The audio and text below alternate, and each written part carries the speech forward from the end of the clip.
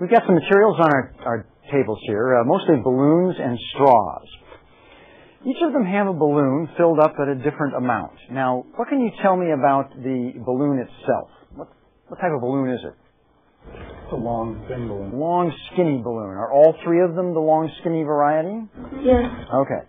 And I've already pointed out that they're blown up at different amounts. Now, what if I said to you that we were going to release the air in these balloons and use it like a rocket, and you want to find out how far that rocket's going to go? That'd be fine. It'd be fun. Very good. Good response, yes. And which balloon do you think will go the furthest? Phil's. You think Phil's will go the furthest? And why do you say that, Amanda? Because he has more air in his. Because he has more air. So you think if we just release it, it'll go further. All right. Well, we're going to formalize this a little bit and set up a little more exacting of a test. See that monofilament line? What we're going to do is we're going to mount the balloon rocket onto that monofilament line. You'll see that each of these has a straw attached to it. We'll mount it on the monofilament line. We'll release it, like this, and we'll test to see how far along the string it travels. But before we do that, let's explore this a little bit further.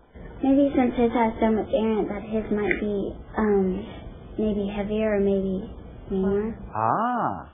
And what is going to take? What are we going to experience then? When we hang it on the string, what's going to happen? It's going to make the string go down so that once it lets out air, it can't go as far. Yeah. Friction might enter into the equation. So one of the challenges about experiments is to set experiments up in such a way that we are able to control certain variables and watch certain experimental factors. Now, what are some of the controls in this experiment? What's constant or the same in each of these cases?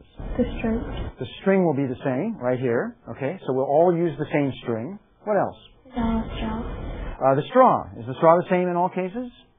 Okay. And is the straw attached the same pretty much in all cases? They all have a little pointy thing at the very end. They all have some sort of little pointy thing, which is the leftover balloon, some longer than others. So now, tell me, is that length a control or is that a variable now? What I would like you to do is another important scientific process, which is to make a prediction. We've now had a conversation about the amount of air, the size of the balloon. We've talked about friction and what effect that might have. We're going to string them on this string and let them go one at a time, and I would like you to predict which balloon you think will go the furthest shooting along this string. 1, 2, 3. 1, 2, 3.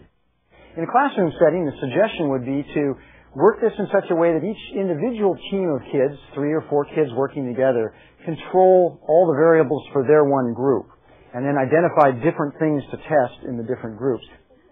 You guys can come on up. We'll just line up over here and get ready to do this.